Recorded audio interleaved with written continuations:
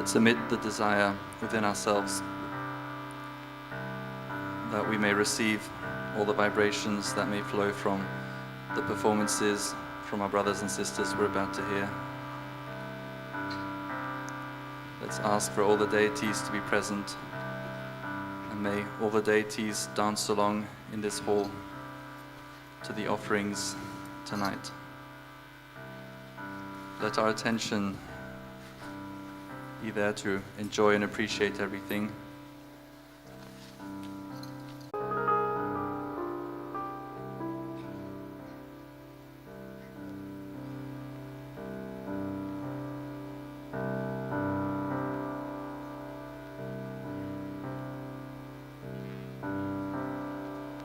So we have a 10-minute talk by Shri Mataji, which is a compilation of 3 different talks where she talks about art and music and dance and poetry. So we could cue that now.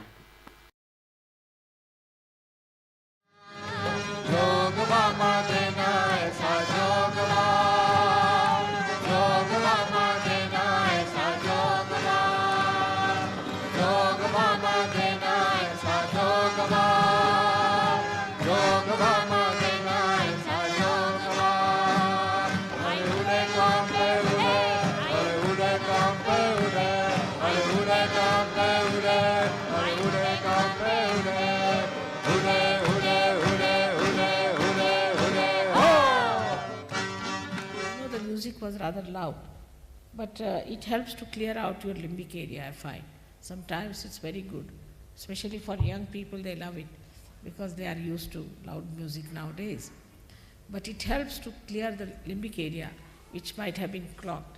So some people might have felt it was rather loud, they should have made it a little slower, but it is good from the Kundalini point of view, it helps you. So may God bless you all. Now, people create. They create things. They think they are great artists. They cannot explain how it happens. And there are people who appreciate also. They don't understand why they appreciate a particular art or why they do not, a particular type of thing. But when you see universally, when the greatest connoisseurs sit down and appreciate an art, then an ordinary Sahajogi can go and see and tell exactly if the art is aesthetically rich or not, because the vibrations will immediately tell you. If there was even the slightest thing from that part, you will find terrible vibrations coming. If it is completely harmonious, absolutely in tune with reality, which is joy, complete joy-giving quality, if it has got in its perfection, then you get the vibrations that are congenial to you, not only congenial, but are overpoweringly joy-giving. Sometimes you feel the flood of joy coming over you, dropping throughout and flowing over your being, completely cooling and soothing. And that's how you decide about an artist or an art piece, that whether it is real creativity or not. So you understand the art created by others. But supposing you want to create, if you already have the technique, well and good, then the artist will find that he starts creating some fantastic things which he could never have dreamt of, and continuously he will go on creating. So he taps, or we can say he reaches that source. Because if you find even the greatest of greatest artists, they will create about, say, 10 pieces nicely, but at least 30 would be useless.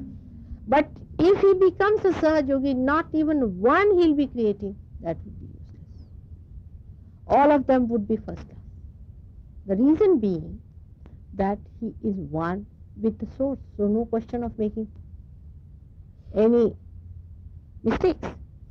But the people who just get a glimpse once, twice, thrice might be misguided, and so they can make mistakes. But an artist who is a Sahaja is there at the source and full with the technique. I really don't know what to say, but always after a program I try to say something about it.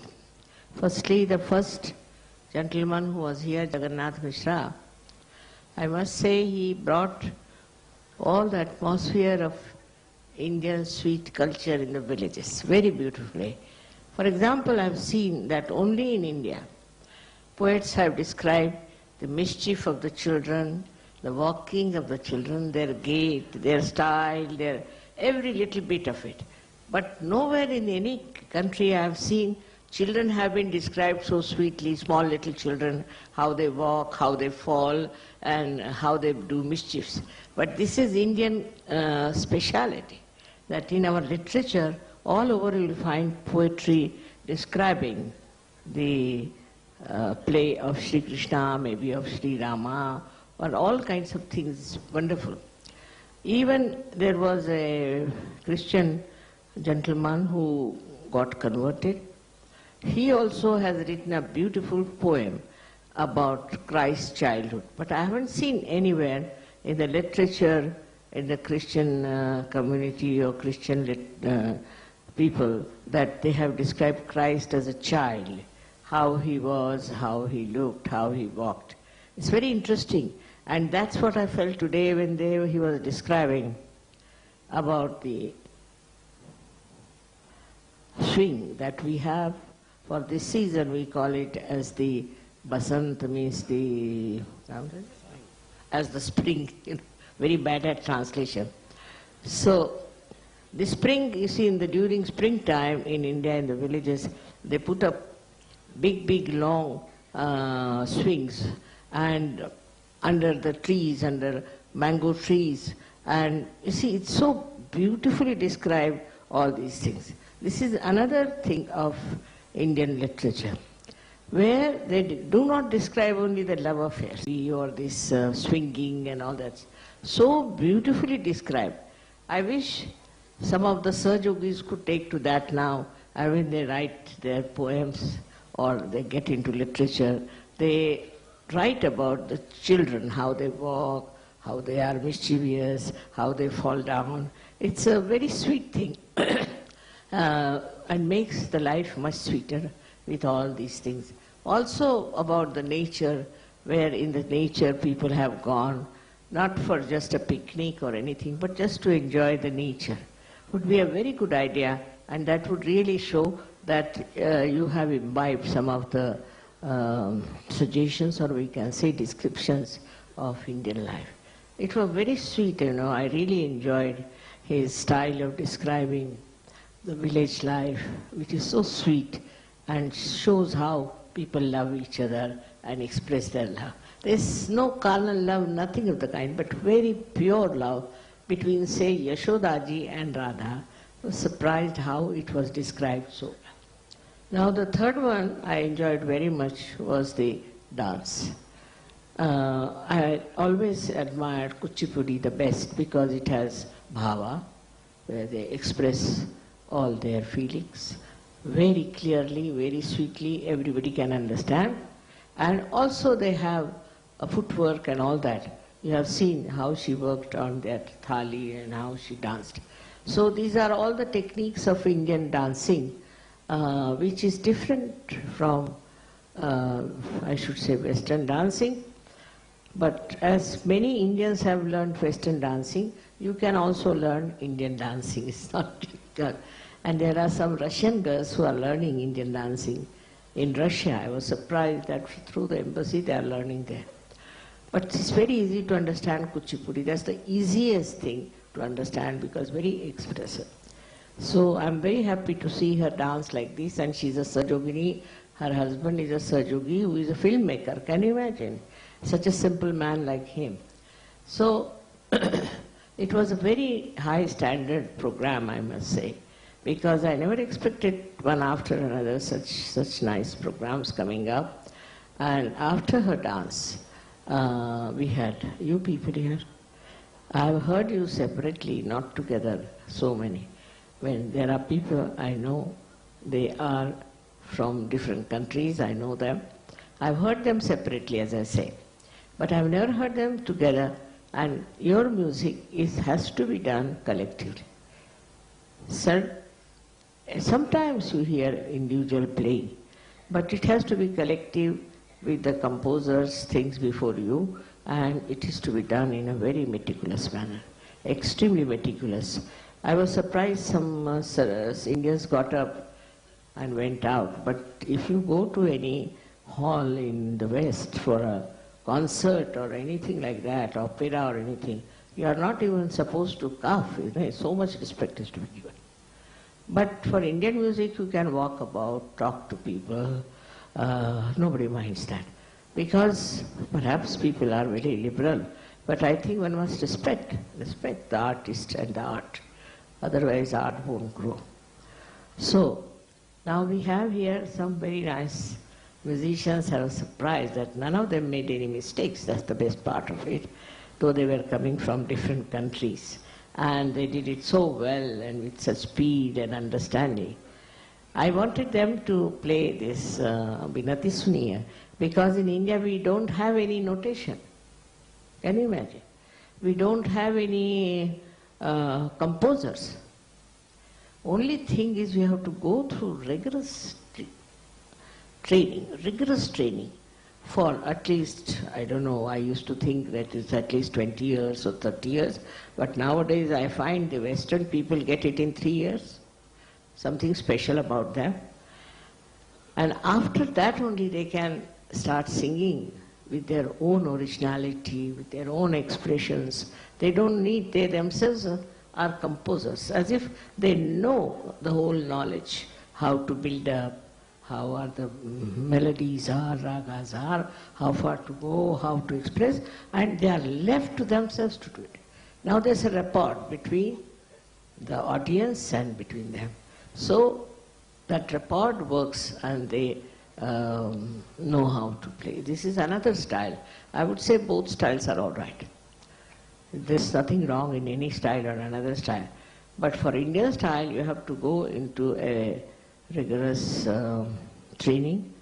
And if there are people who are connoisseurs sitting here, then you can be found out that you are making mistake, you are doing this. But normally, it is very enjoyable in the same way as your music is. You had composers, and they are different types of people. We couldn't play all of them today, but perhaps I like all of them very much, and I enjoy Western music equally same as Indian music, as well as South Indian music. Music is music. I mean, I don't understand that this music is superior, that music is superior. There's nothing like that. They are all different types of music, and only thing is you must have a sensitive ear to enjoy it. One's enjoyment is abstract. It is not according to the country, according to any style or anything. Everywhere music has developed, and we should learn to appreciate, to enjoy every type of music. I'm very happy and thankful the way you have played your orchestra. It was really remarkable. I never thought that you all will join together like this, though I've heard. I mean, Austria is very good, and also Romania is very good. They have so many good musicians there. But for Indians it's a treat, because they have never heard Mozart, I think. Very few people must have heard him. Of course, he was a great master, no doubt. Vivaldi, all of them. Tremendous people, no doubt. But I had a chance to go abroad, and I had a liking for music, so I could hear them. It's a chance, a great chance for Indians here to hear all these great composers. So thank you very much for that.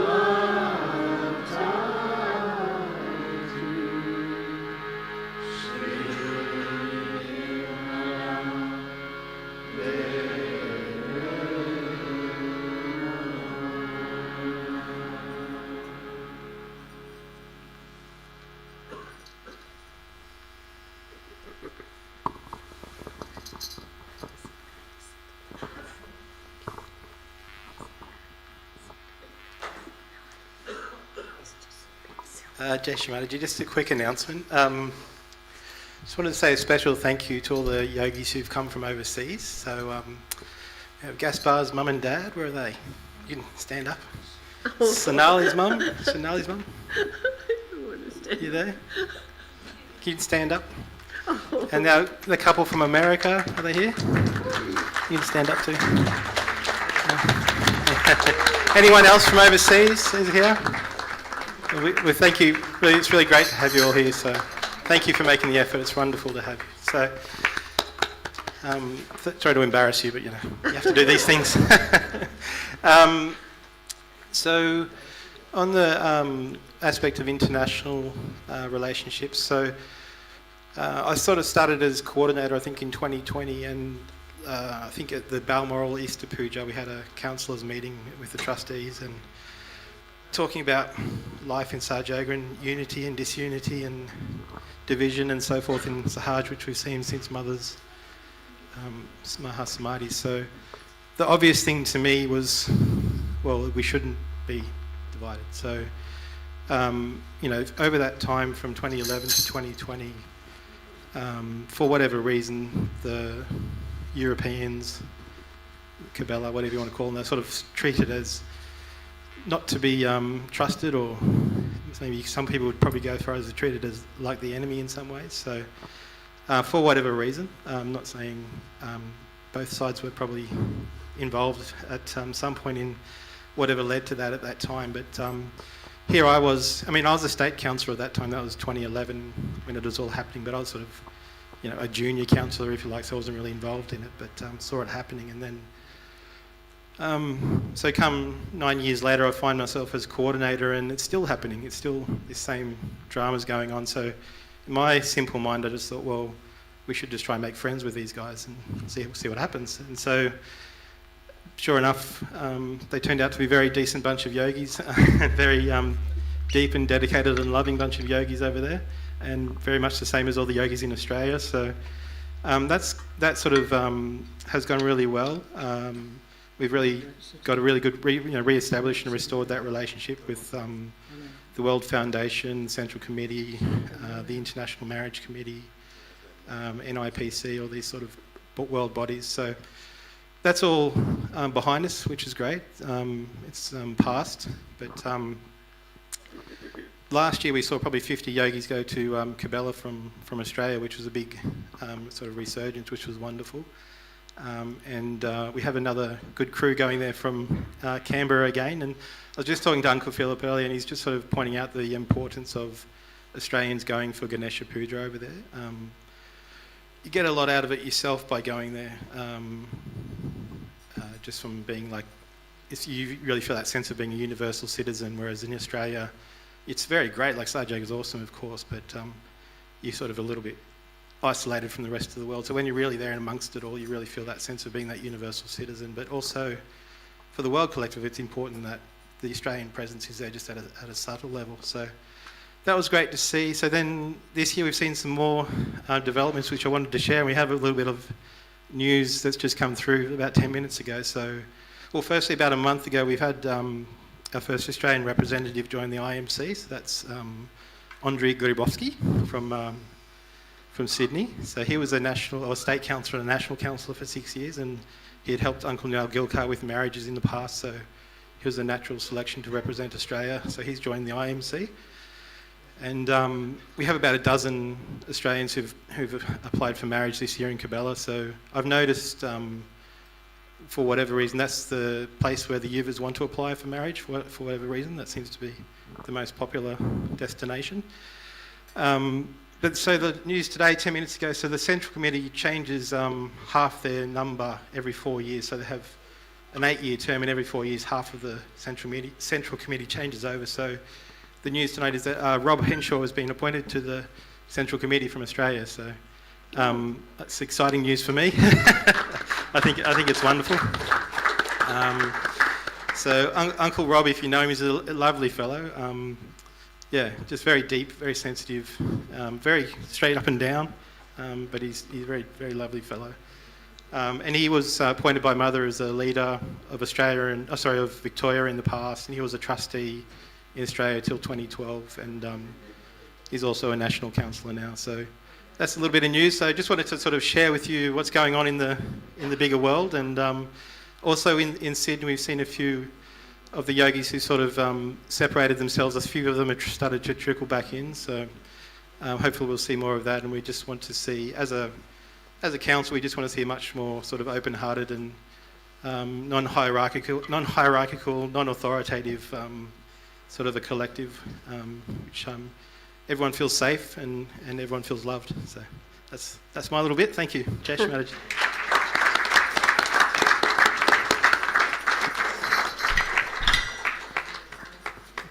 So our first act of the night is Sahaja Sangeet, the local Brisbane Bhajan group, and we've got 4 songs for you today.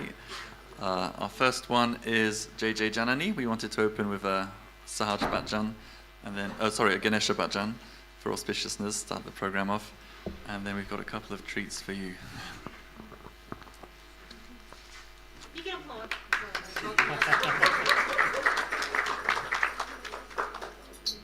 So as Gaspar said, we've got 4 songs today. So we'll start with Jay Janani. Everyone knows that one, so you can sing along. We'll have a couple of Qawwalis in the end, and the next song after Jay Janani will explain and develop a bit more, as it's a bit unique to, I think, all of us as yogis. Okay.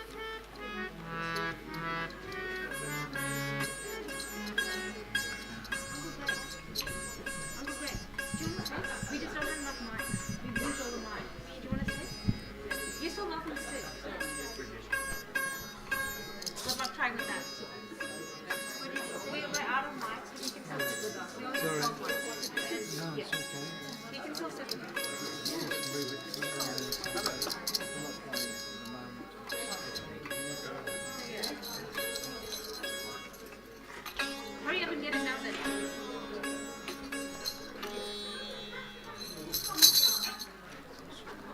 Can you see us okay, Uncle Brian? Capturing us all? Better not come here. The keyboard's not in it, so don't worry.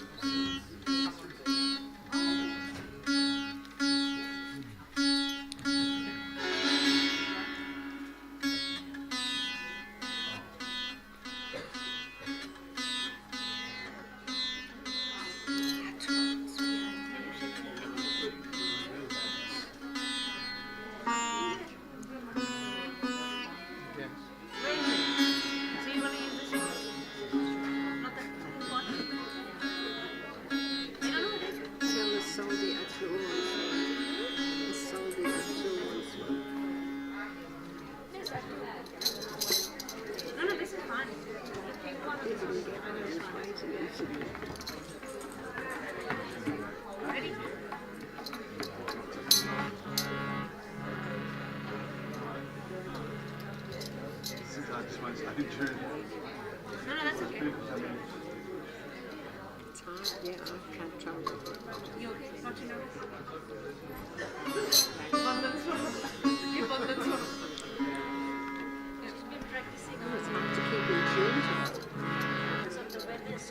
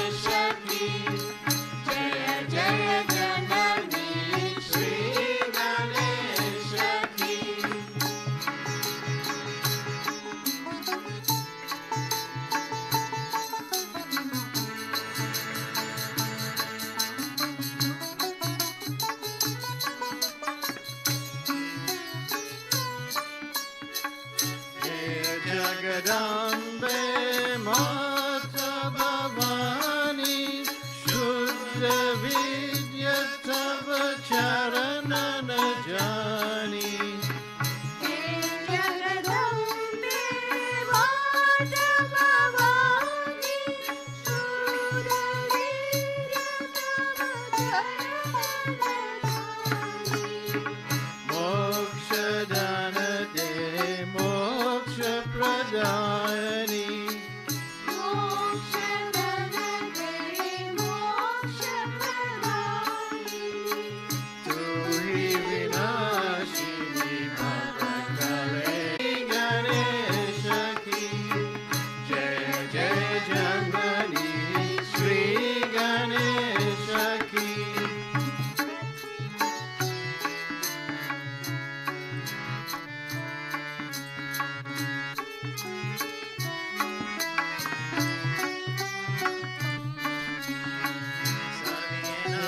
Pinati suniye hamari mani mala bholi ati pyari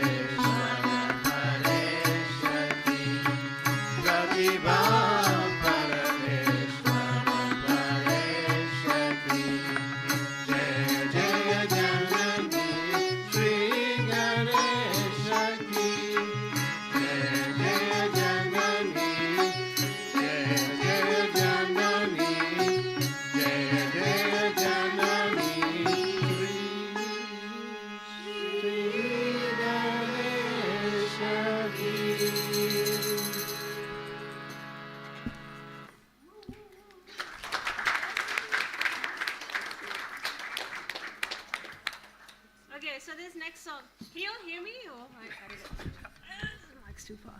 Hello? Okay. Okay, so this next song is called Dakini. It's from a sitarist called Prem Joshua and his group. So I think he's a German musician. And a bit of funny story, how we discovered this song was Victoria here, I think found it on YouTube. And someone had taken the song and put Mother's photo on it. And I think in Russian called it Flight of the Butterfly. So we thought it's a Sahaja composition. And the Brisbane Collective was obsessed with this song in 2019. We'd use it in our Facebook meditations. And one day I used that song and I got a copyright claim. And I said, who's copywriting a Sahaja song? And I said, this is our song. Turned out it said the copyright is Prem Joshua Dakini. I'm like, oh, someone's ripping off a Sahaja song. Okay. So I go listen to that song and I'm like, wow, Yogis, nice. Someone's actually copying our song. And I looked at the date when that song was created, which was like 99 or something. And I was like, oh, we copied that song. So it is a cover of the original. You can see you've got a few instruments here. The sitar is our sort of main focus. You got the Santoor as well. And it's our first time actually covering a very instrumental piece of music. So it's mainly an instrumental meditative piece. And there's a little bit of sargam and alap in it as well. So forgive us for any mistakes. But yeah, I have to say I'm really proud of the group. It has really come together in the last few weeks. Everyone's worked really hard. Abundance for our Santoor player. She gets a bit nervous. So. But yeah, please enjoy this piece. And we really hope you like it. Dakini, I think Dakini means, Uncle Robert said, someone, I think, who chants mantras. Is that right?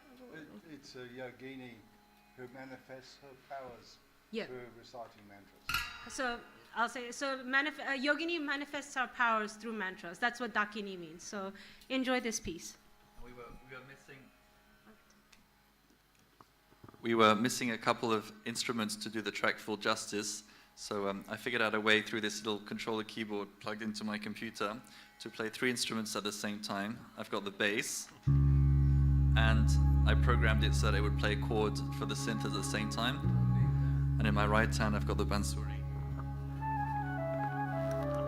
So I think round of applause, yes, for Gaspar's creativity. So. Not bad, not bad. Not bad. He's not bad, not bad. So. Yeah, we were really looking for a bass player, and he filled the gap. So this song is literally like. This competition is set to Rag Oh, nice. Bhairavi. Okay, good. You're playing very good. This competition is set to Rag Bhairavi.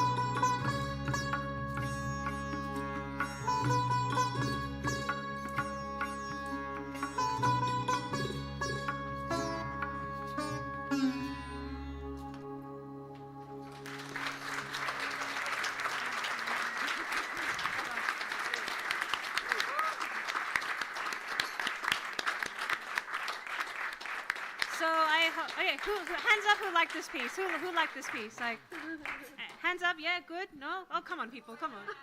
Was it good? Yes! Thank you. No, I'm really, really proud of these guys. Like I said, we've never attempted something like this. And I think hats off Uncle Robert. I know he's smashed it out despite having quite a few like aches and whatnot. So he's taking a sabbatical after Guru Puja. So, and well done to Gaspar, this creativity, and Auntie Coralie, and everyone. I think just well done, guys. Seriously, well done. And her. So. And thank you, Keshav as well. So thank you. Okay, so now get your dancing game on. We'll go into a few Qawwalis. So we'll go into Anna Anna and then Mata Meri. So enjoy these.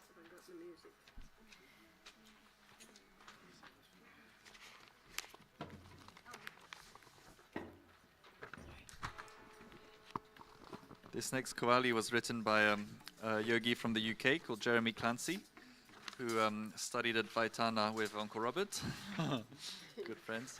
And while at Vaitana, he came up with this Qawwali. His wife is Indian, and he got her to write some lyrics in Hindi. And this is the Qawwali that he wrote.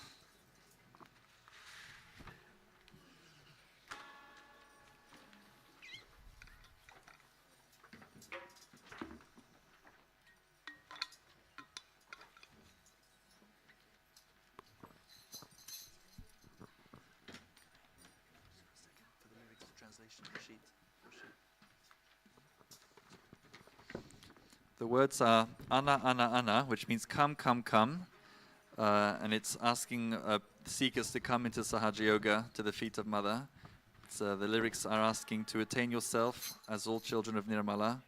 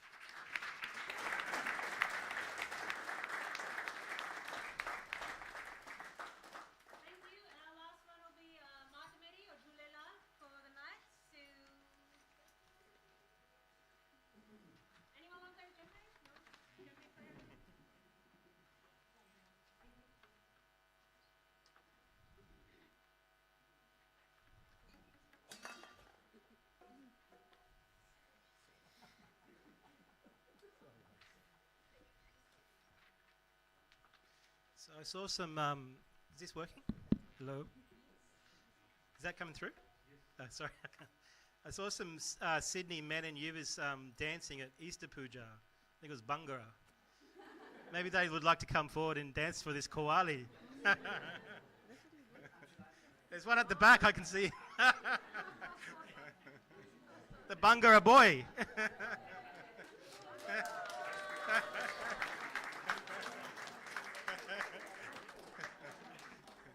No pressure, no pressure.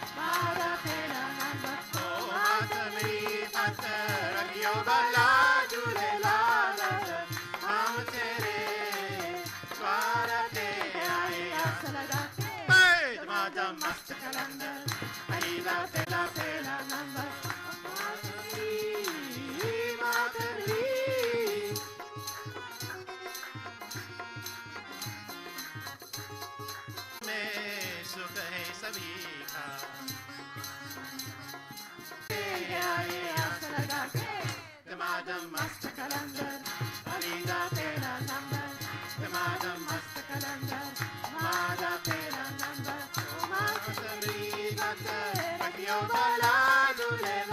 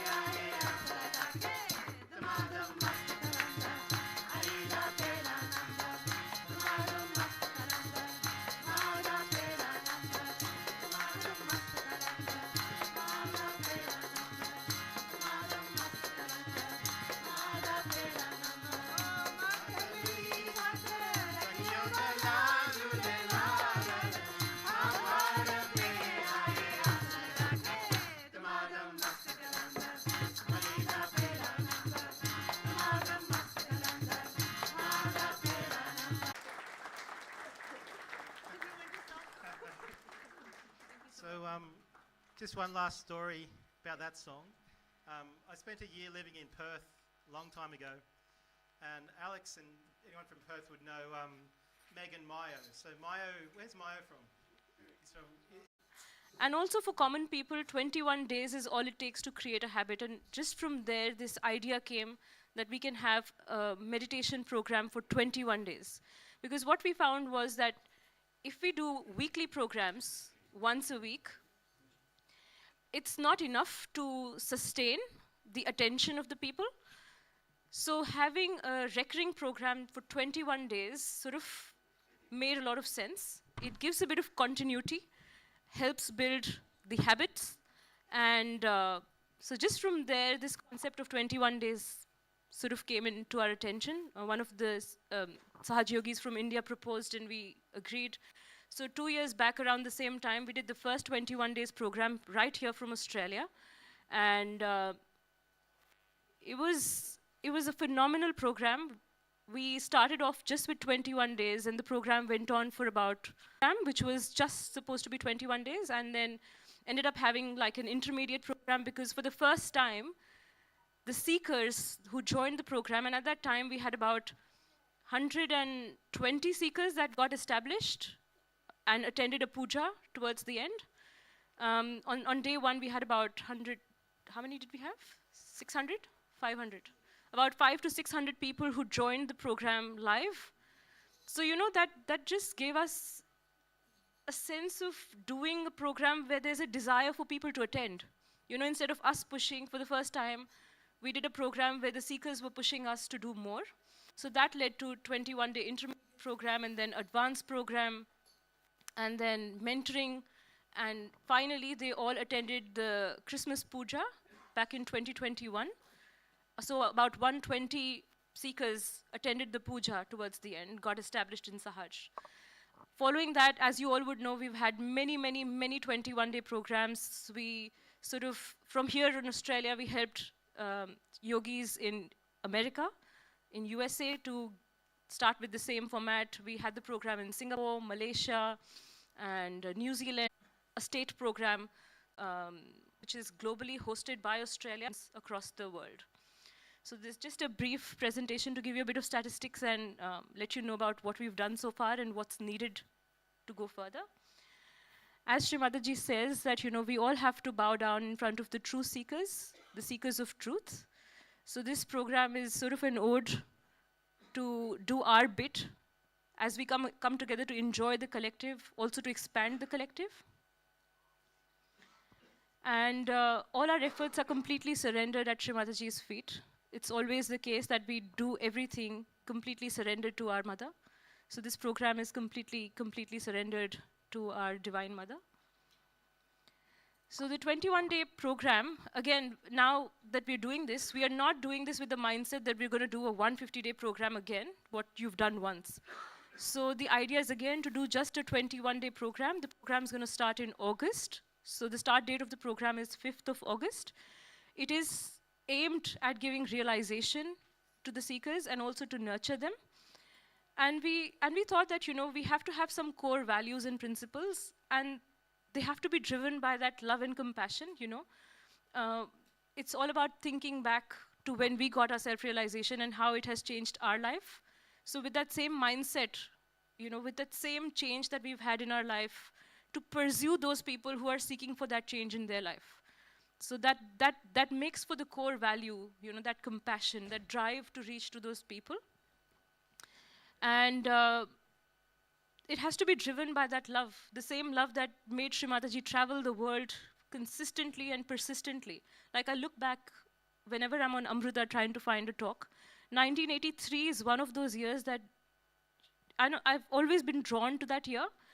And my goodness, like I've calculated, Shri Mataji traveled to more than 50 countries in that year, just back to back. She was non-stop.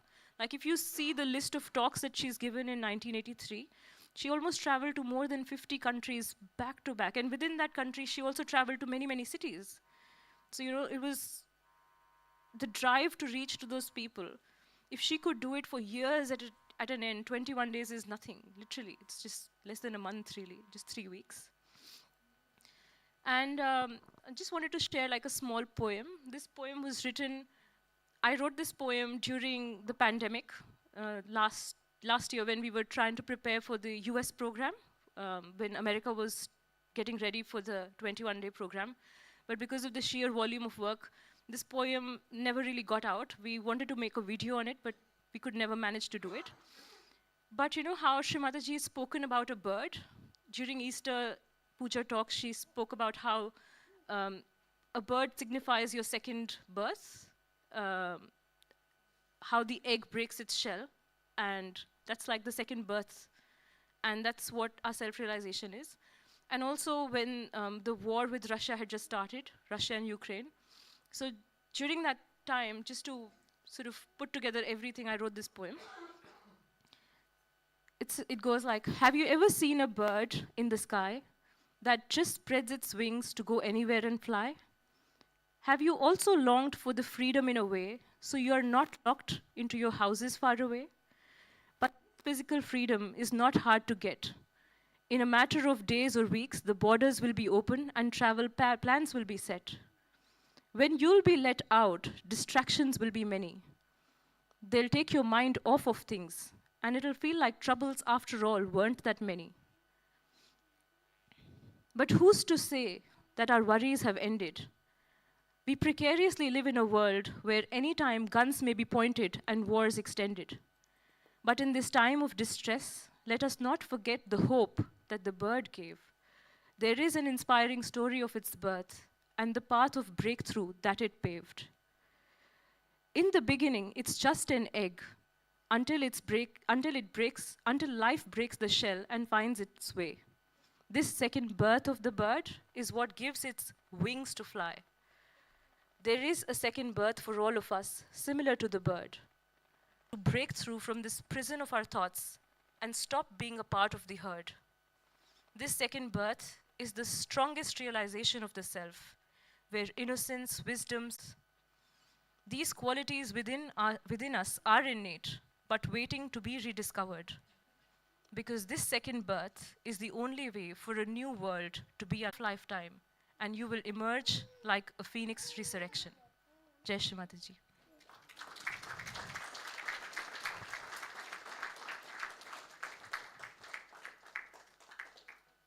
So we welcome you all to become a part of this journey and support us for this 21-day program.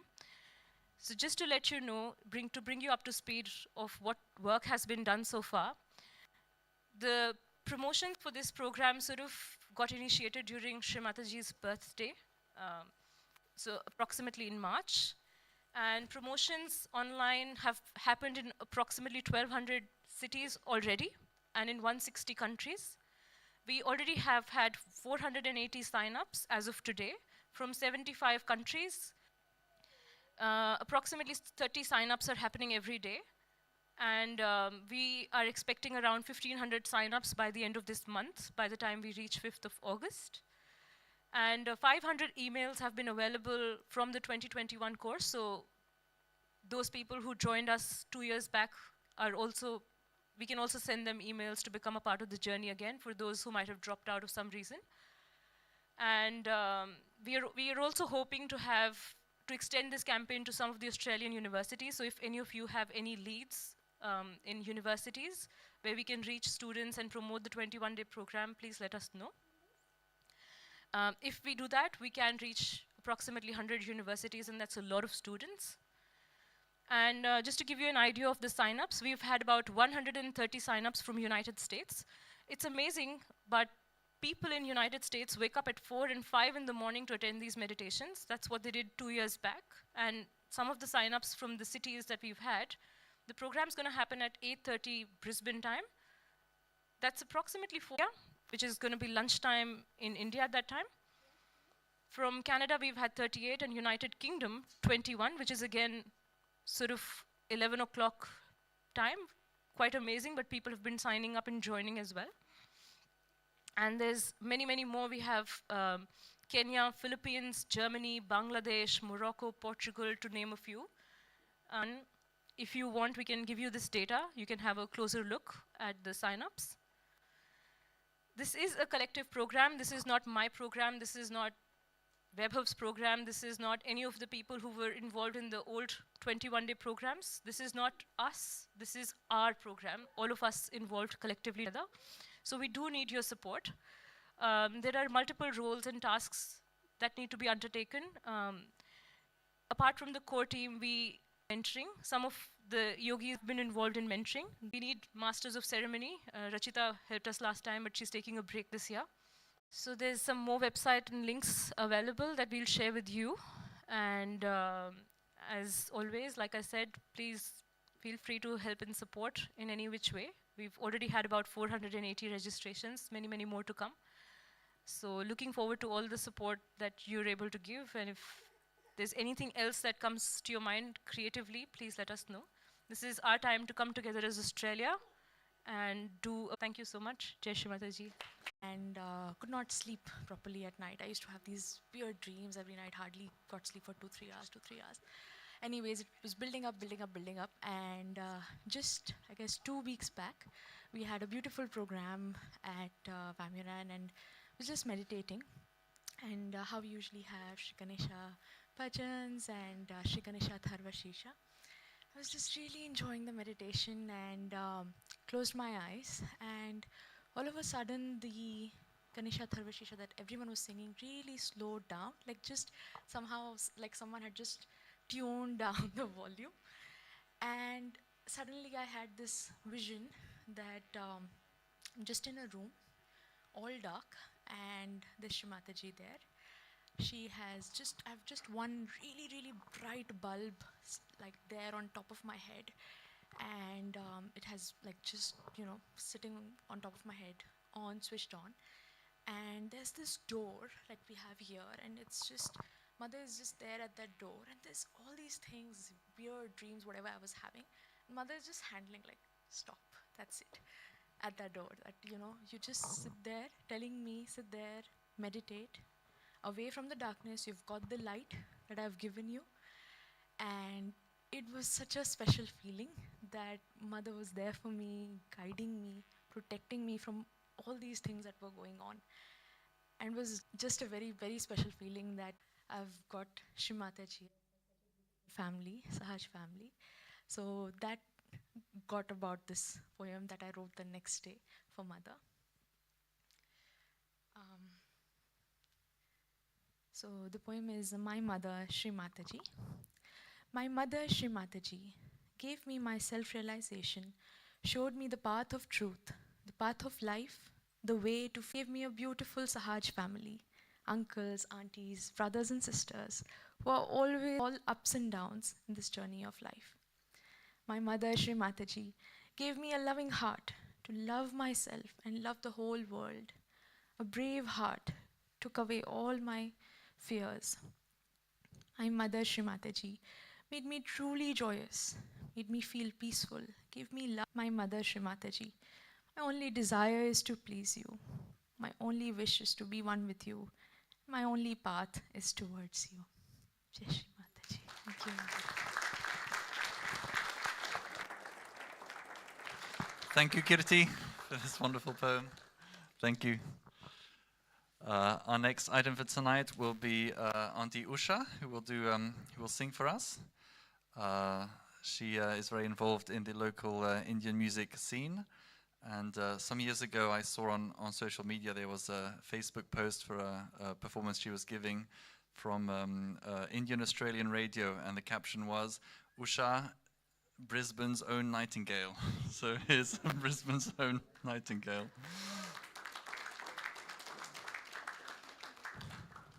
She might need a couple of minutes to set up the microphone and everything. So I got some jokes ready for when there's a bit of a setup time. So here's one. There's 3 men on a desert island, and they've been stranded there from a shipwreck for years and years. And life is very harsh there. They get baked by the sun. There's hardly any shade. They have to survive on salt water and any shellfish they can, and they're starving and sunburnt and struggling for years. And one day, a fairy appears, and she says, look, with a fairy code, I'm not allowed to do this, but I really take pity on you. So I'm just, for this once, I'm going to break the rule, and I'm going to allow each of you a wish. So the first one jumps up and says, I just want to go home. So poof, he goes home. Now the second one is a bit smarter. He goes, wait, I can milk this one. He says, I'd like to live in Beverly Hills, a wife and children that love me dearly. I want to earn $5 million a year, working half an hour a week, with with amazing friends and an amazing life. So poof, off he goes. So the third one, he thought, wow, that was pretty smart. And he's thinking, like, I wonder if I can do better than that. So he's thinking, like, what could I wish for? What could I wish for? And he's thinking. And then finally he looks up and said, look, I'm thinking of all these material things, but, you know, I don't think any of that will be happy. What matters is human beings. I've decided my wish. I just want my friends back.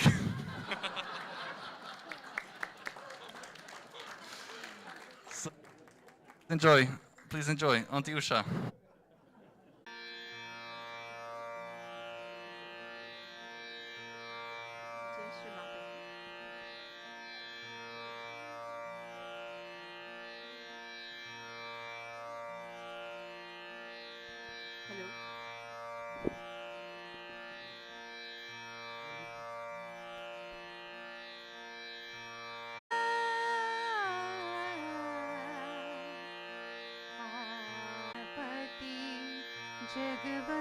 जगवंदना गाइए गणपति जगवंदना गाइए गणपति जगवंदना गाइए गणपति जगवंदना शंकर सुवन भवानी नंदना शंकर सुवन भवानी नंदना गाइए गणपति जगवंदना गाइए गणपति जगवंदना शंकर सिद्धि सदन गजबदन विनायक सिद्धि सदन गजबदन विनायक कृपा सिंधु सुंदर सबलायक सिद्धि सदन गजबदन विनायक कृपा सिंधु सुंदर सबलायक गाइए गणपति जगवंदना गाइए गणपति जगवंदना शंकर सुवन भवानी मोदक प्रिय मोद मंगलदाता मोदक प्रिय मोद मंगलदाता जगवंदन शंकर सुवन भवानी नंदना गाइए गणपति जगवंदना मांगत तुलसीदास बसहि राम सिया मानस मोरे बसहि राम सिया मानस मोरे मांगत तुलसीदास कर जोरी बसहि राम सिया मानस मोरे गाइए Ganpati जगवंदना Shankar It is in scriptures. It is, what is this it? It is the nectar of reciting of the Lord. This nectar, it is a protector of the Brahmanda or the cosmos. It purifies even staunch heretics or non-believers. It is a divine song sung in the hermitages of enlightened yogis like Sukha, Saunaka, Kausika and others. So let us enjoy and drink this nectar of Ramaras. That is the words of this song.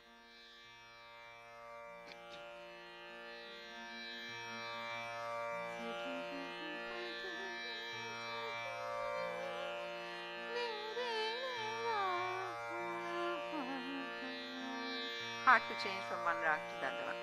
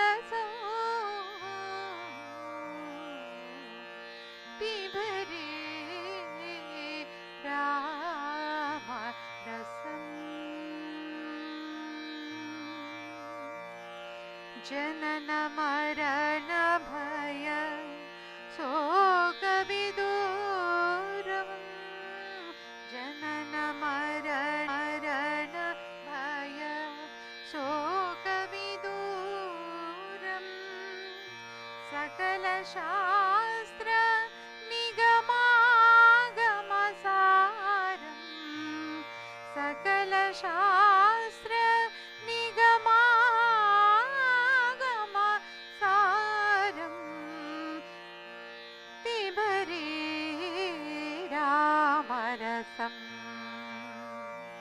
रसने पिबरे रामरसं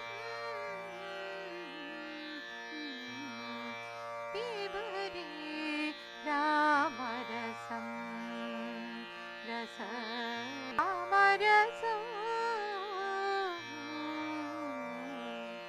पिबरे रामरसं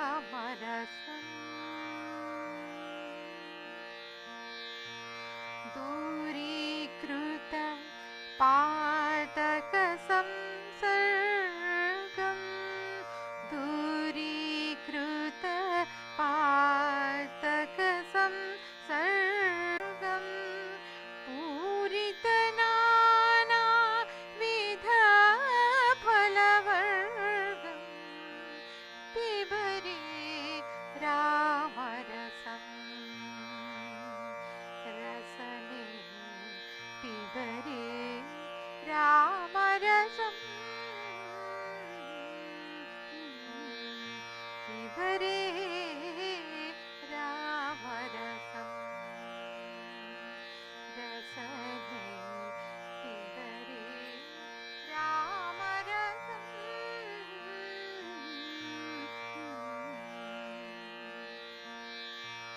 शुद्ध परमहंस आश्रमगीतं शुद्ध Paramhans आश्रमगीतं शुकशौनक Kaushik मुखपीठं शुकशौनक Kaushik मुखपीठं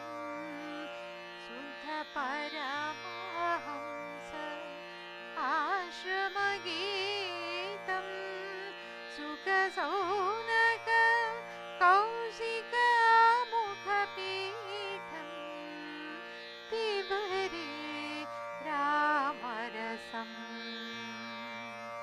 रसने पिबरे रामरसम् पिबरे पिबरे पिबरे रामरसम्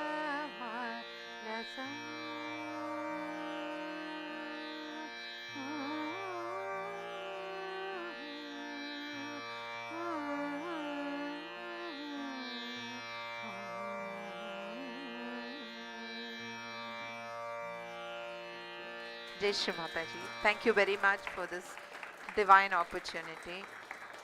I present my humble self at the lotus feet of Divine Mother. Thank you, everyone.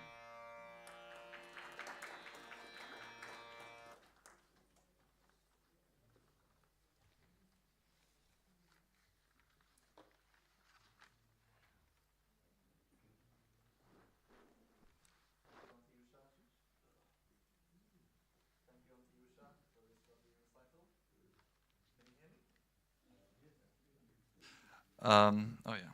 So the next item is Auntie Julia. When I asked her where she's from, she says where she lives. She says she tries to live in Sahasrara. While she gets set up with the microphone, do we have a microphone for Auntie Julia? I'll give you another joke. Sweet one. This is about the mosquito community. And in the mosquito community, when little baby mosquitoes come for little baby mosquito to go on his first flight all on his own. So all the family have gathered round, they've cooked food and a party ready, and all the balloons are up, and off he goes, off baby mosquito goes onto his flight. And the family wait anxiously, and they wait, and they wait, and the baby mosquito's not coming back. They start getting a little worried. And then finally they see him coming in the distance, and he comes and lands, and they crowd around him and say, how was it, how was it? And he's so excited, he's on such a high, he said, wow, it was amazing, I flew so well, everywhere I went, I was getting applause.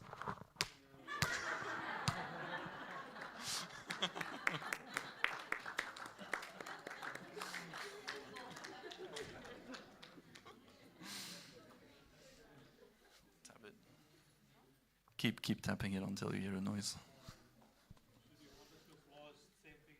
Tell me when it's on. It's on? Okay. I just want to say how lovely it is to see so many women up here performing. I commend you all. It's very inspiring to see you sharing your talents and your hearts up here in a world where it's a bit more challenging sometimes, that it's our task to find out what they are and share them with both the collective and with the world. And that can be sometimes very challenging. It's not easy to come and stand up here, and yet I feel that if Mother has given us certain things and asked us to use those talents to better the collective or the world, that we need to do that. So especially for the younger ones or anyone who feels inhibited in any way, we just have to hold on and know that Mother's put us here for a reason, and to not fear. I have fear standing here, there's no two ways about it, but what to say, let's go anyway. I've been writing for many years. I worked professionally as a writer for a long time. I started writing what I loved and what gave people a lot of joy, and me a lot of joy. And then I succumbed to the corporate dollar and started writing things that helped a lot of other people make a lot of money and didn't satisfy my soul at all. And I found myself kind of drying up personally, and I said, I can't do this for much longer. And so I then sold that business and short story. And so I wrote it at the top of this waterfall, and that was in 2009. And then for Balmoral, a few months back, it was too long to read a short story, so I converted it into a poem. And that's what I'm presenting to you today. Okay. Rush, splash, gush, as water tumbles the rocky valley split, ragingly loud, but not the noise of trilling phones, traffic, clang of concrete metal cities. It is blissful to escape, even momentarily. The water's roar clears ears, quietens minds, cradles quivering hearts, brings upon the sublime. Stevenson's Falls does not cascade in a neat, continuous stream. It stops, starts, diverts, circles and snakes, with vertical bits, horizontal bits, varying angles of diagonal bits. It chops and changes at quirky intervals, cut perhaps with zigzag scissors. There is no pattern, no logic in shape and form, yet in chaos it falls uniform. Some rocks small and pebbly, others mammoth, everything between, round oval triangles, rocks smooth, some pointed, others cracked or whole, washed clean, grainy or spongy with moss, rocks embedded in earth, others a wobble, grey in the dry, black in the wet, crisscrossed in filtered light, dappled. No sense in this jumble, yet not a stumble. The water haphazard, erratic in behaviour, foam changing, slithers elated, torrents cascade, crash far below, a tumultuous somersault like snow. Spray captures the light, puts on a show. The water pours, pools in temporary repose, it circles and stills, it knows.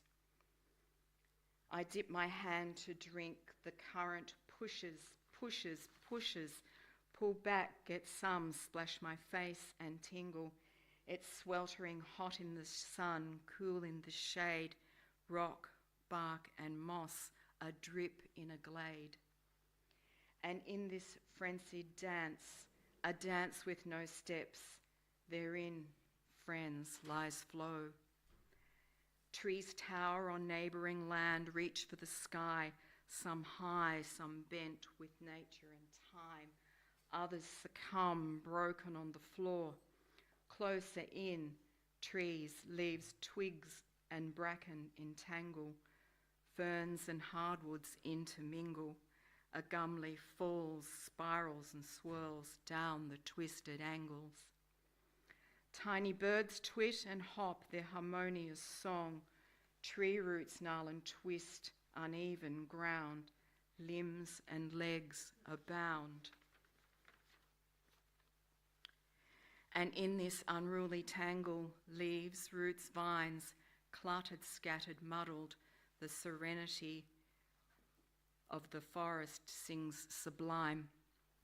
Poised on my plateau in the pandemonium of nature, I dangle my feet in the icy chill and wonder if I immerse my body, will the waterfall's wisdom instill me? Or will it spin and toss and spit me broken onto rocks, protesting the invasion of one who swings between knowing and confusion, one who sometimes swims seamlessly, buoyed by the current, but just as often tumbles.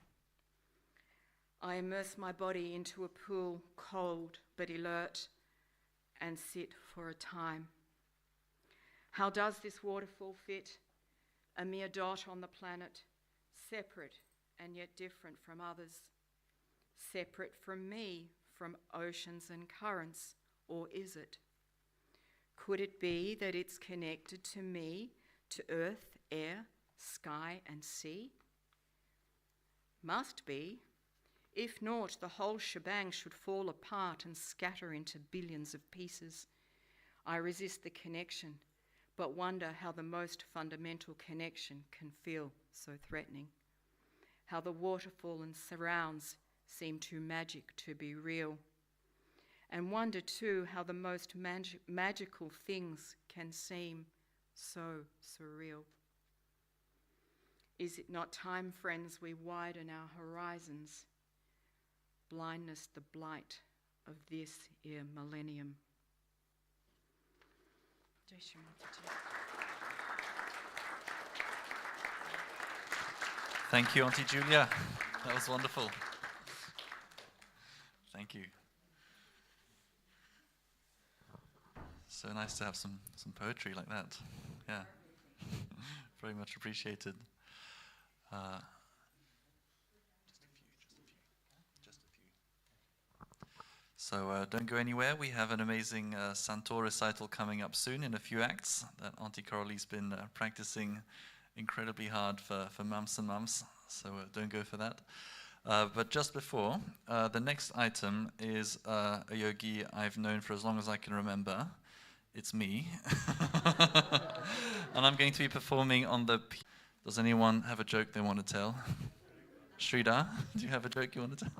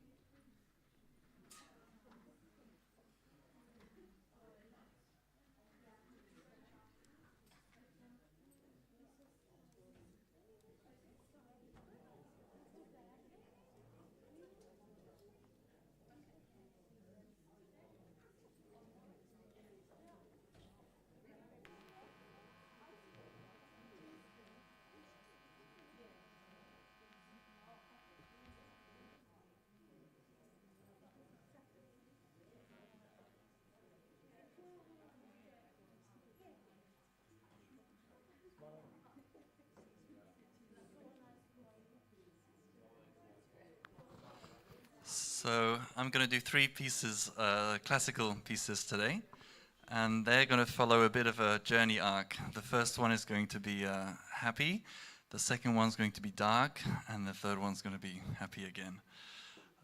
This first one came from a student because I'm a piano teacher, and one of my adult Chinese students came and really wanted to play this piece, and we worked on it together for a few months, and he finally played it well. And without having practiced it, after 4 months of doing it with him, I could play 90% of it myself. So here it is. It's a Chinese folk song that's been arranged by a Chinese pianist to be pretty flashy.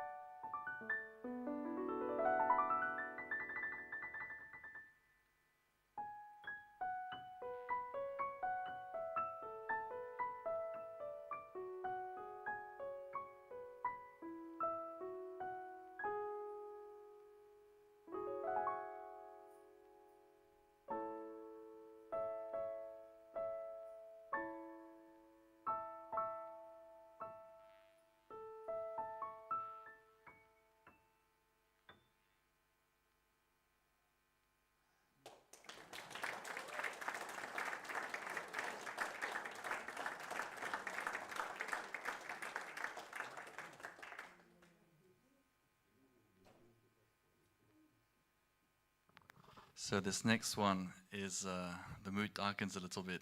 It's a piece from my favorite composer of all time, Rachmaninoff, who was a Russian composer a century ago. And this one is called Prelude in C sharp minor, which doesn't mean very much as a title, but in his inspiration, he had the church bells of Moscow, which I'm sure you can hear at the beginning and at the end. And often bells can be dramatic. For composers, they can be like the bell of fate. So this is a very dramatic piece. It's a piece I've loved since I was a teenager and never got the chance to play. And I've always thought, I want to learn this piece, and I would start and never finish it. And then this is the first time I play it ever.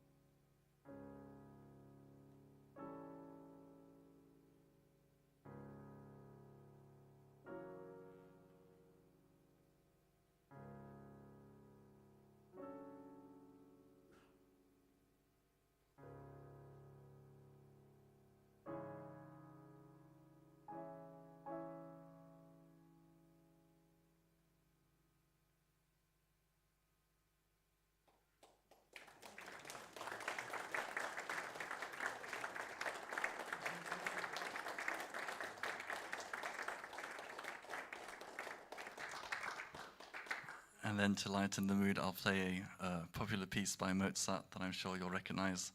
It's the Turkish rondo, also known as the Turkish march. And it's called Turkish because at the time Mozart came from Austria. He was living in Vienna. And Austria had a big empire, the Austrian Empire. And their biggest rivals was the Turkish Empire, I think the Ottoman Empire. And in Mozart's time, the two empires have sort of grown, and they had a border, and they were discovering each other's cultures, especially through trade and things like that. And the Turkish marching bands had three instruments that today we take for granted, but weren't at the time at all part of the classical Western orchestra. They had cymbals and big bass drums and triangles. So at the time, that wasn't part of the orchestra. And a lot of innovations in classical music came through opera, because opera was a much freer form. And opera was basically like film music of the Hollywood movies today. And if in the opera there was a scene that was exotic, or some exotic kingdom or something, they would have the triangles and the cymbals and the bass drums, and everyone at the time would know, oh, that's an exotic sound, you know, not from here. So he's trying in this piano piece to replicate those big cymbals and drums. I'll give you an example.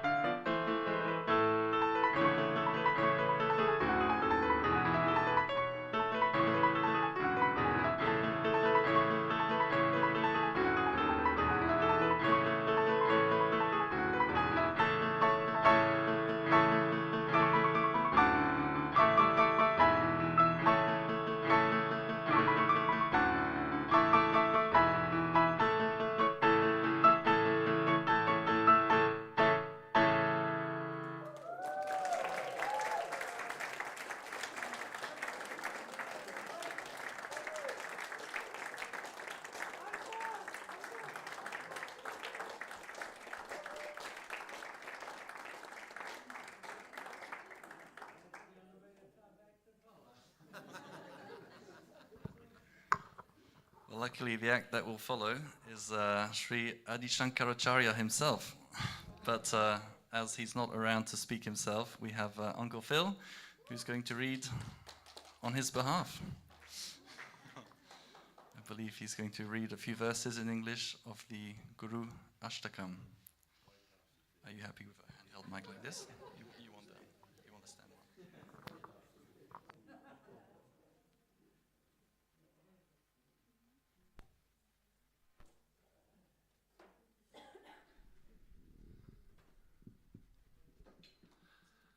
Yes, that is a hard act to follow. It was about a week or so ago in Canberra, we were refreshing some Bhajans for Guru Puja, and I looked at the translation of Adi Shankaracharya's GuruAshtakam in praise of the Guru, and I think it's beautiful. I'll read it to you.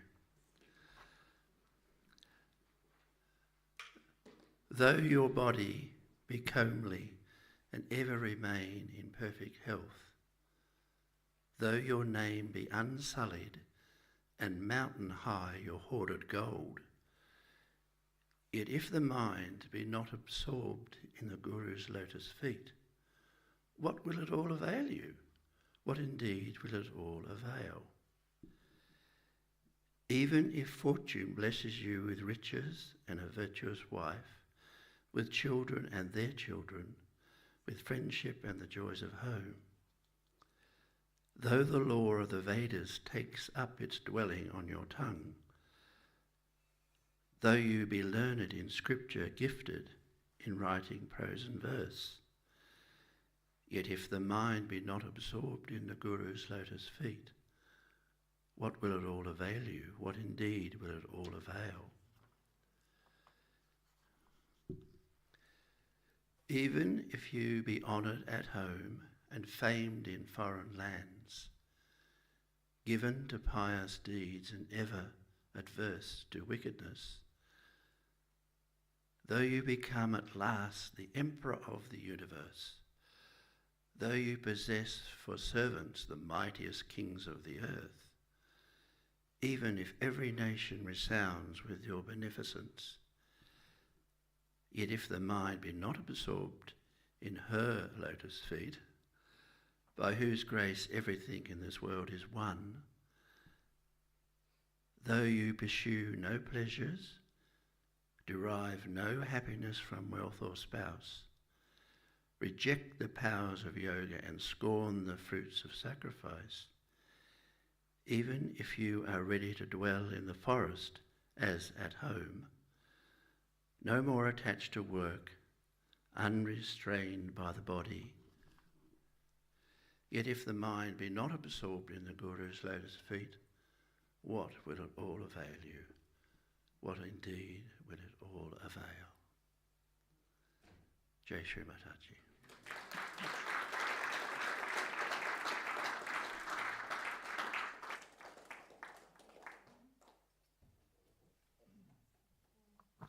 Thank you, Uncle Phil and Adi Shankaracharya for this. So, the time has come. We'll have a Santoor Raga recital that Auntie Coralie has been preparing tirelessly for, I know. And she's had difficulties because she had to learn the song we did at the beginning with the Bhajan group and practice this one at the same time. She has lessons every week on Skype with a teacher, a Russian yogini who plays Santoor in Russia.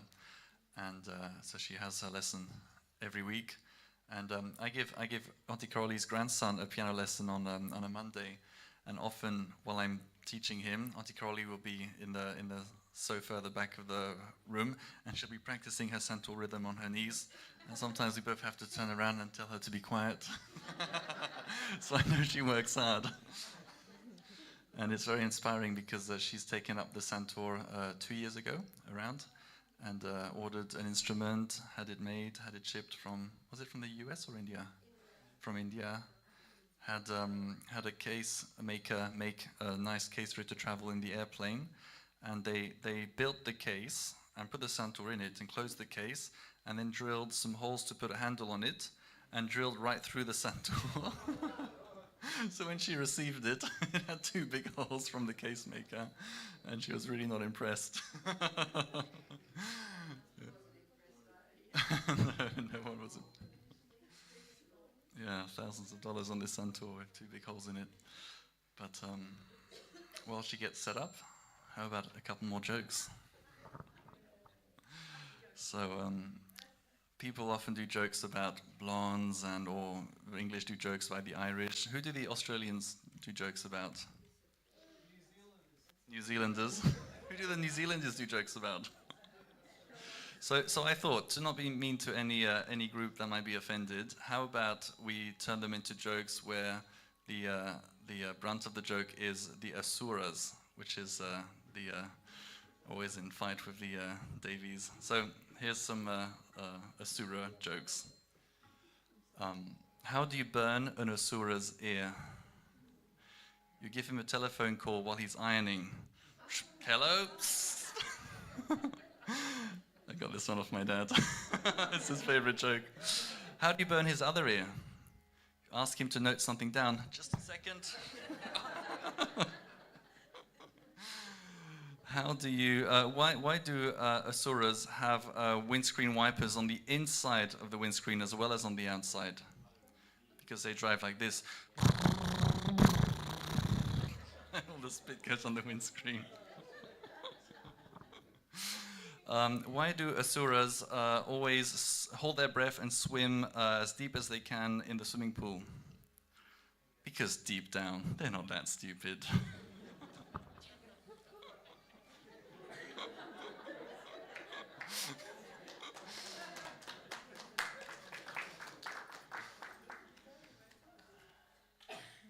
How are we doing?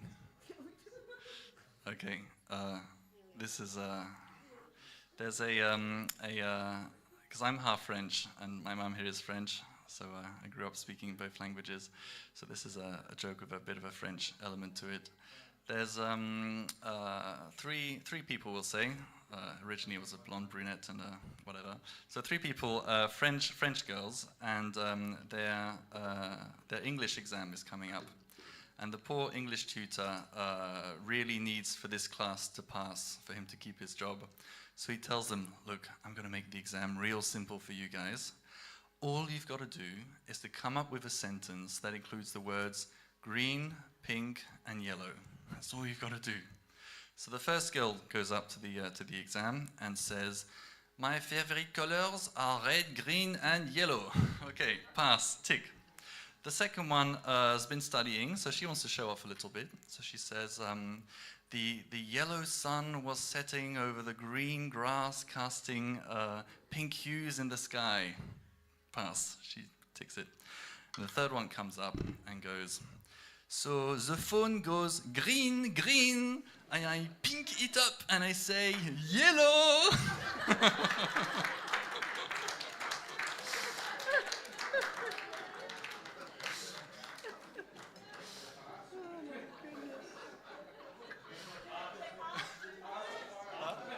Yeah, she passed.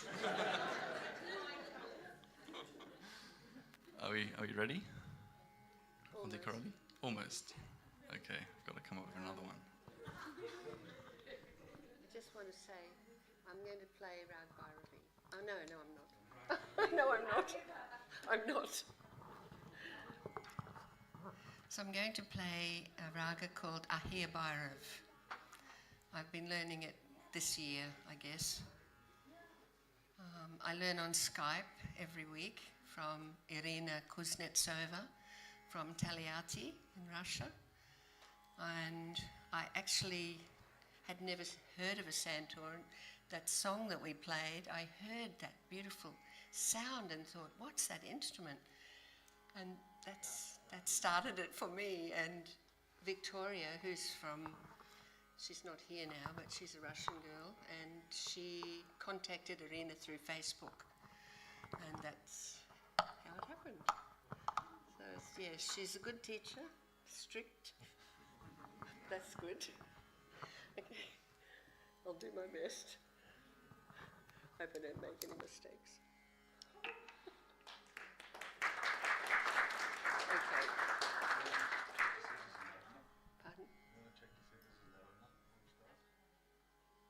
this here? Oh yeah, go on. Are you playing a lot? I'm just starting off with the bandish. Okay.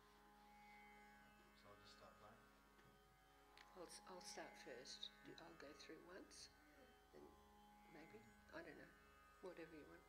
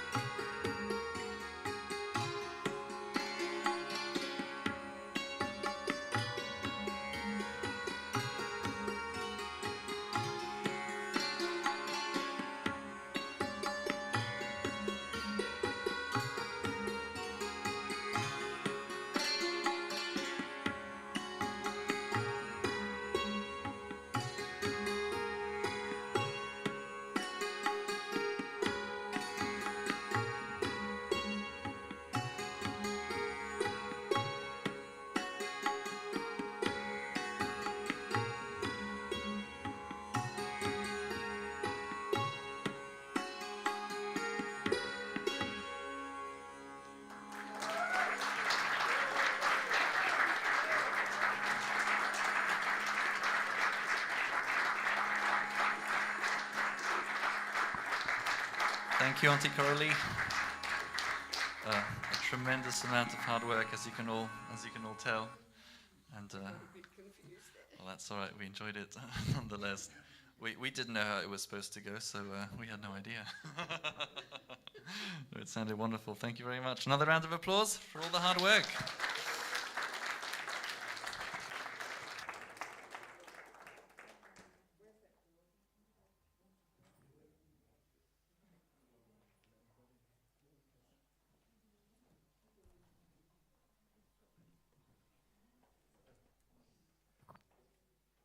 So how are we all feeling? The night is coming to an end, and we have one final act for you, one final item.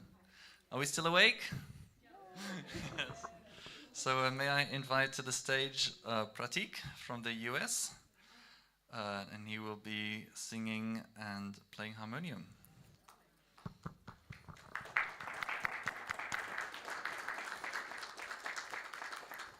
While they get the mic set up, do we want some more jokes? All right. Any one of you who have been to India will relate to this one. So it's the St. Peter at the gates of heaven, and an Indian bus driver and a Western bishop arrive at the pearly gates, ready to go to heaven. And St. Peter looks on his list and says, "Oh yes, I'm expecting you too. Come on with me. I'll show you where you will be living for the rest of eternity in heaven." So as he takes them into heaven, he says, "The way it works here is the quality of your accommodation is based on how good you were in your life, how you've brought people towards God and towards spirituality." So the bishop thinks, "Whoa, like I'm going to do better than this guy." I gave my whole life to God. So St. Peter says, we'll start by showing you the Indian bus driver to where you'll be staying first, because it's closest. So they go to this beautiful area of heaven, and it's this amazing villa with these amazing hills and views. And this villa has tables with incredible food that just magically replenishes all the time. And there's perfume in the air and music in the air, and there's a cool breeze. It's incredible. And St. Peter says, "So this is where you'll be staying here, Indian bus driver." And the bishop is like, "Oh my God, this place is better than I thought. I can't wait to see what I'm going to get if the Indian bus driver gets this." So St. Peter and him go on to a different area of heaven. And it sort of gets worse and worse, and slummier and slummier. And finally, they just get to a not a nice looking area, and just a simple stone building with no furniture, just a stone bed. And St. Peter says, "This is where you'll be staying." And the bishop is outraged. He's like, "You check that list. I think you've got us mixed up. There's no way I'm staying here and the driver's staying there. I gave my whole life for God. And what has he done?" But St. Peter says, "But he brought a lot more people closer to God than you did." "What? How?" And St. Peter said, well, when you preached, people just fell asleep. But when he drove his bus, people prayed.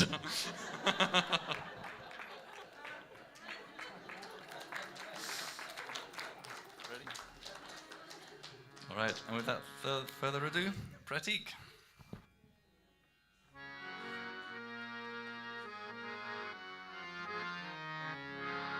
Shri Adi, everyone. I know it's very late, and I was just receiving all the vibrations with so much amazing performances by the yogis, and I'm still in that zone. So I'm still trying to receive everything, and I hope this is just some renditions by Saint Kabir. Since we are going to worship Shri Mataji as our Guru, I'm offering few bhajans, 2 bhajans written by Saint Kabir. I'll just try to summarize it. He says, "Avadhu so jogi Guru mera." So he's like praising the Guru, who is always in meditation and who gives me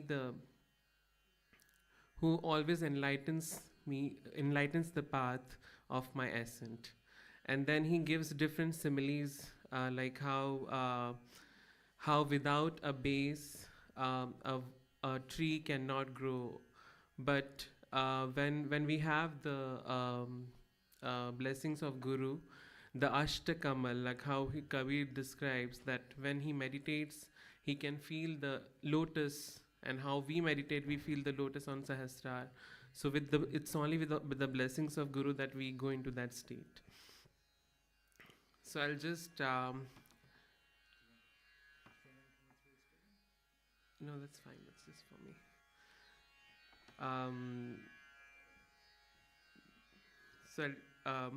It's just to please Shri Mataji, and may with this bhajan we all connect to her and be with her.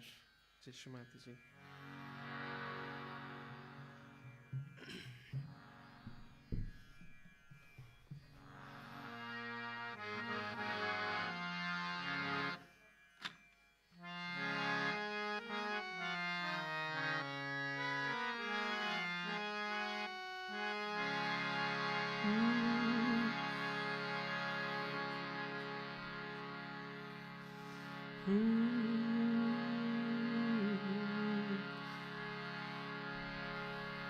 Zoya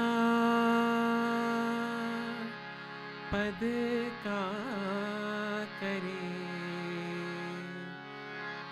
Navera Avdhu सो जोगी गुरु मेरा मेरा अवधू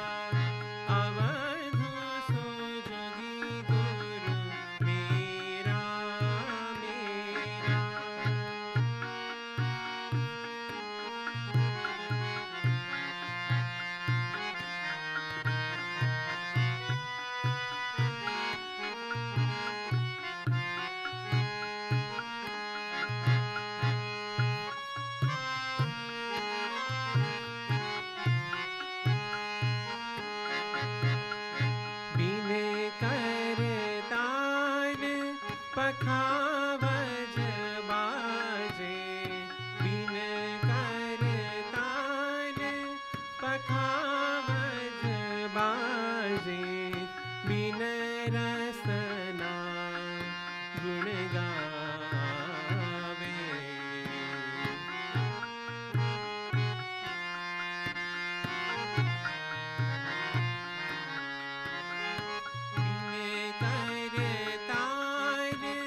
पखावज बाजे बिन रसना गुण गावे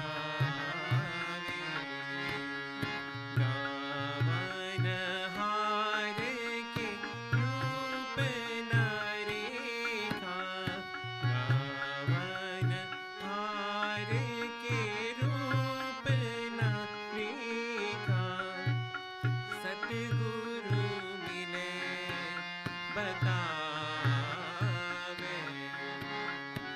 सतगुरु मिले बतावे अवधू सो जोगी गुरु मेरा मेरा अवधू सो जोगी गुरु मेरा मेरा जोया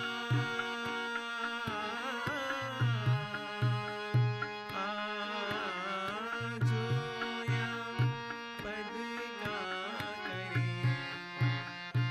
मेरा अवधू सो जोगी गुरु मेरा मेरा अवधू सो जोगी गुरु मेरा मेरा अवधू सो जोगी गुरु मेरा मेरा मेरा मेरा मेरा मेरा मेरा मेरा मेरा मेरा अवधू सो जोगी गुरु मेरा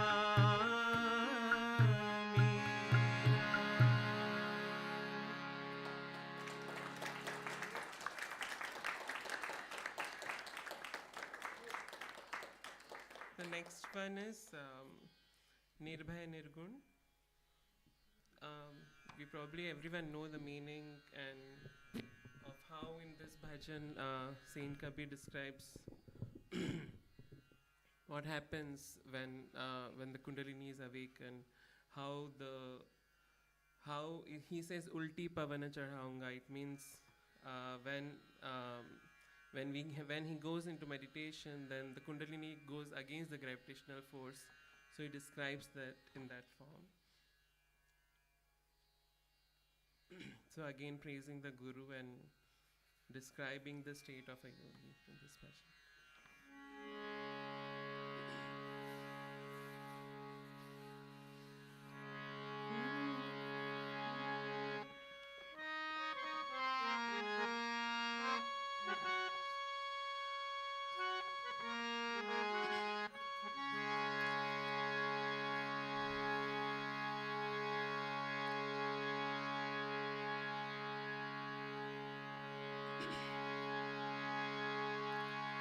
निर्भय निर्गुण धुन रे गाऊंगा गाऊंगा निर्भय निर्गुण धुन रे गाऊंगा गाऊंगा निर्भय निर्गुण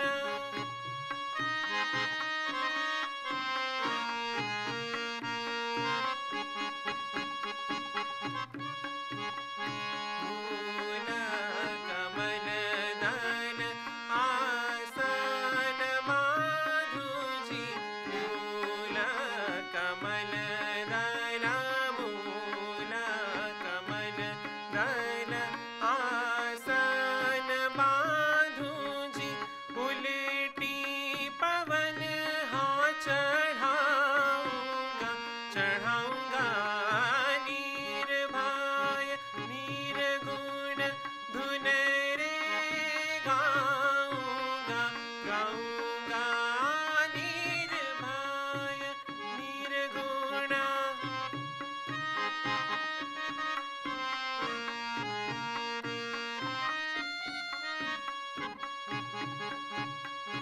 मन ममता को घेर कर लाऊं जी, मन ममता को, मन ममता को.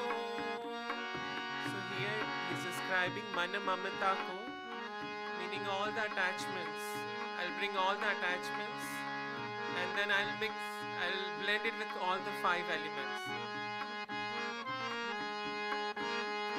मन ममता को घेर कर लाऊं जी, मन ममता को, मन ममता को घेर कर लाऊं जी. पांचों तत्व मिलाऊंगा, मिलाऊंगा निर्भय निर्गुण धुन रे गाऊंगा, गाऊंगा निर्भय निर्गुण.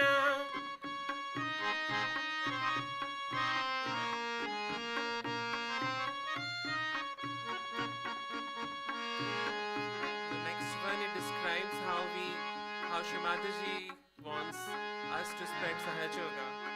So he describes 5-25 pakad bulaun, ek hi door udaunga. I'll invite everyone and I'll just unite them with one thread of love, with one thread of self-realization. 5-25 pakad mangaun ji, 5-25 pakad mangaun ji, ek hi door bandhaunga, bandhaunga anirbhay nirgun dhun re gaunga, gaunga anirbhay nirgun.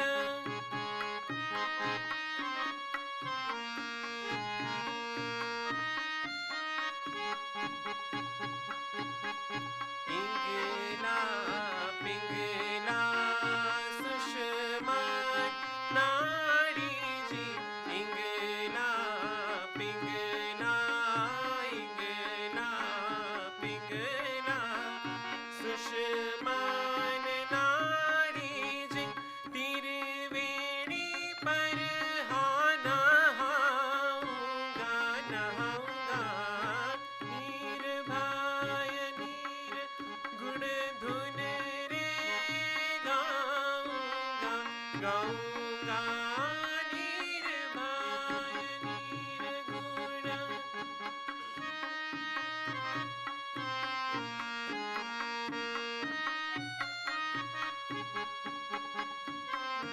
शून्य शिखर पर अनहाद बाजे जी, शून्य शिखर पर, शून्य शिखर पर अनहाद बाजे जी. राग 36 सुनाऊंगा, सुनाऊंगा निर्भय निर्गुण धुन रे गाऊंगा, गाऊंगा निर्भय निर्गुण.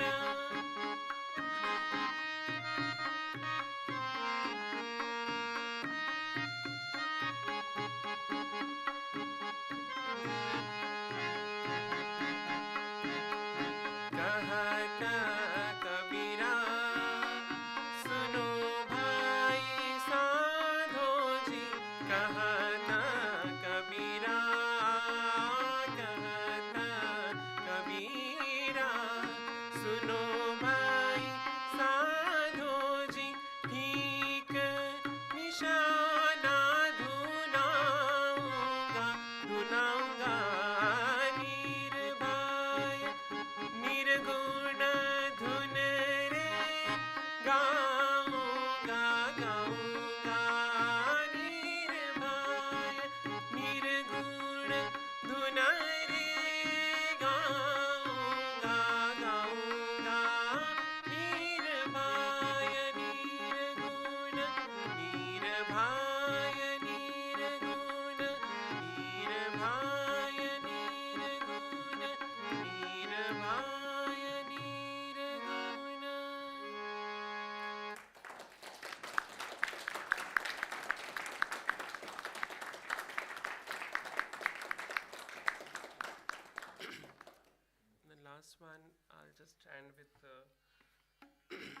not able to sing today.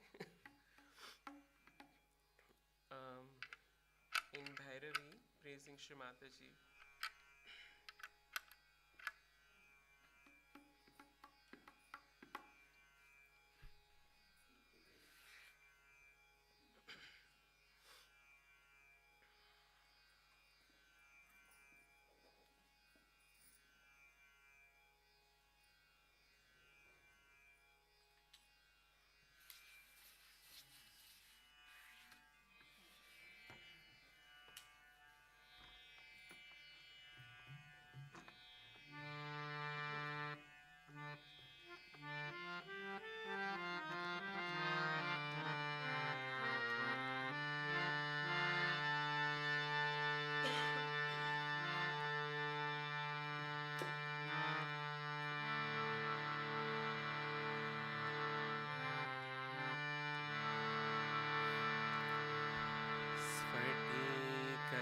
चित पीठे रम्य कैलास शृंगे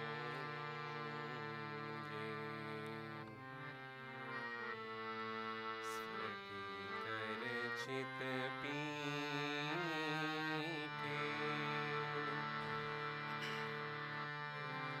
रम्य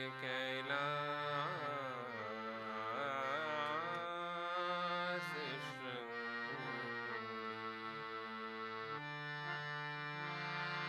विकट कमल पत्रै अर्चयन्ती महेशम् करधृत घनवाद्या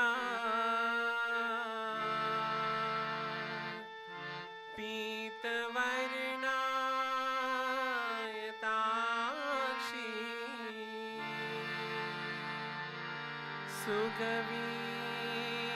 सुगवीभिर्यमुक्ता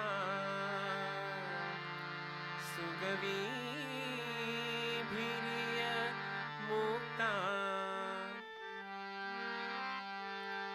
भैरवी भैरवस्त्रै भैरवी भैरवस्त्रै भैरवी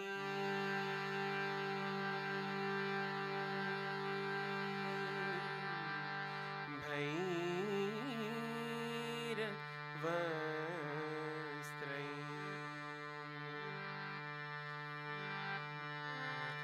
मैं धरूं तिहारो ध्यान मैं धरूं तिहारो ध्यान मैं धरूं तिहारो ध्यान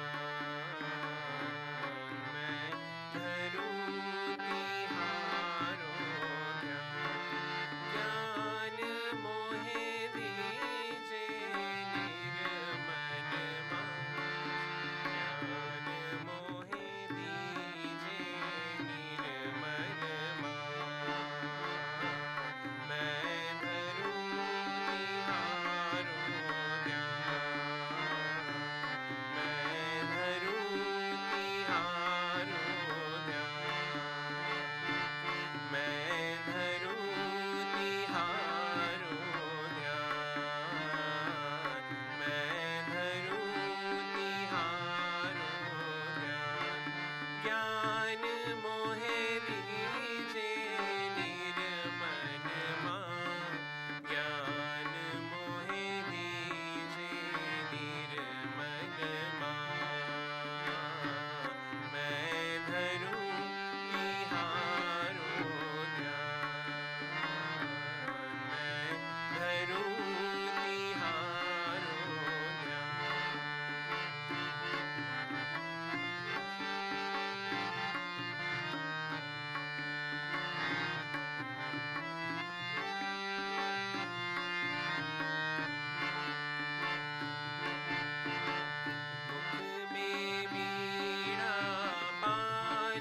विराजे मुख सोहे नारी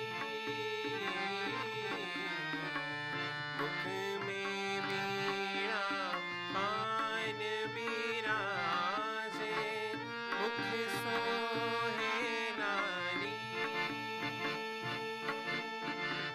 नाकन में नकवे सर सोहे नाकन में नकवे सर सोहे कर्ण फूल बानी मैं धरूं तिहारो ध्यान मैं धरूं तिहारो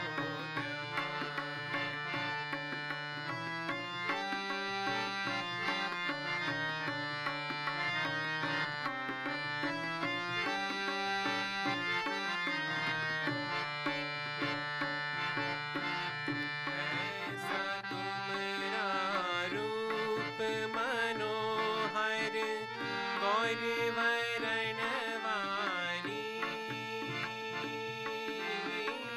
गौर वरण वारी ऐसा तुमरा रूप मनोहर गौर वरण वारी सहजी कादर बार तिहारा सहजी कादर बार तिहारा सहज योग दात्री मैं धरूं तिहारो ध्यान मैं धरूं तिहारो ध्यान मैं धरूं तिहारो ध्यान मैं धरूं तिहारो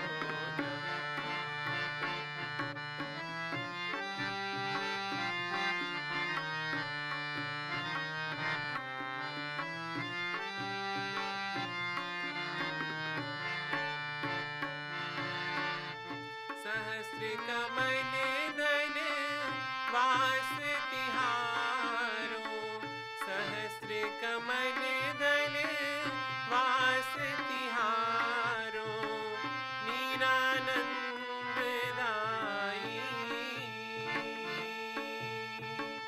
सहस्त्र कमल दल वास तिहारो नीरानंद दाई सब चक्रों में तू है समाई सब चक्रों में तू है समाई कुंडलिनी माई मैं धरूं तिहारो ध्यान मैं धरूं तिहारो ध्यान ध्यान मैं धरूं तिहारो ध्यान ध्यान मैं धरूं तिहारो ध्यान मैं धरूं तिहारो ध्यान मैं धरूं तिहारो ध्यान ज्ञान मोहे दीजे निर्मल मान ज्ञान मोहे दीजे निर्मल मान मैं धरूं तिहारो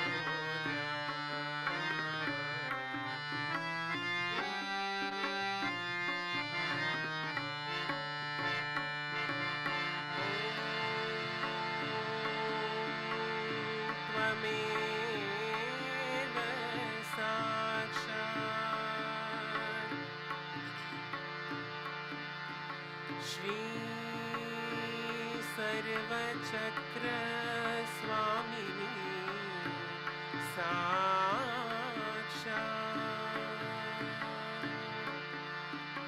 Shri Adi Shakti Mataji,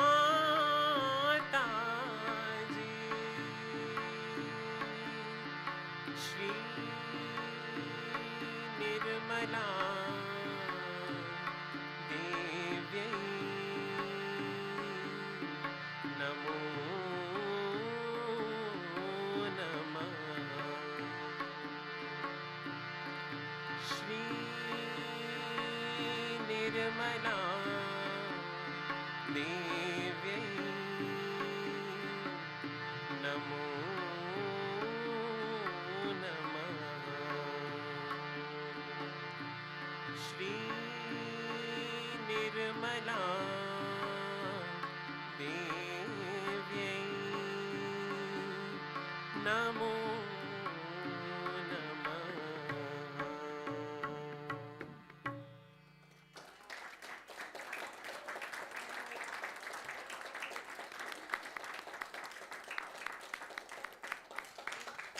Thank you, Prateek, for these wonderful bhajans. And just like that, the night has come to an end. Let's all finish with the 3 Mahamantras, and then we'll raise our kundalinis, put ourselves into bandhan, and do namaskar.